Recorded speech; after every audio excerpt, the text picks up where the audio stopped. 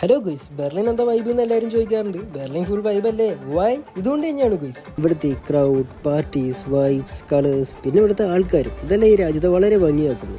But guys, it's all fantasy. അതെ, ഇതൊരു കൗതുക ലോകം തന്നെയാണ്. ഇവിടെ ഈ ലൂപ്പിൽ പെടാണ്ട് പോകാന്ന് പറഞ്ഞാൽ അത്ര എളുപ്പമല്ല.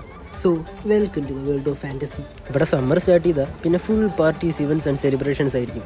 ഇന്നൊരു പാർട്ടി ഉണ്ടായിരുന്നു, അതിന് ഞാനും പോയി. എല്ലാവരും പാർട്ടി കേൾക്കുന്ന സ്ഥലത്തോട്ട് നീങ്ങിക്കൊണ്ടിരിക്കുകയാണ്. ഞാനും വെച്ച് പിടിച്ചു ഗൈസ്. പോകുന്ന വഴി എല്ലാവരും ബീറ്റിൻ്റെ ഓളത്തിൽ ഡാൻസ് മൂഡിലാണ്. സ്പോട്ടെത്തിയപ്പോൾ ഞാൻ മോൺസ്റ്റർ മോഡിലോട്ട് സ്വിച്ച് ചെയ്ത് ഞാനും ബീറ്റ് എൻജോയ് ചെയ്യാൻ തുടങ്ങി. പക്ഷെ എൻ്റെ ഡാൻസിന് ഞാൻ അത്ര തൃപ്തനല്ലായിരുന്നു.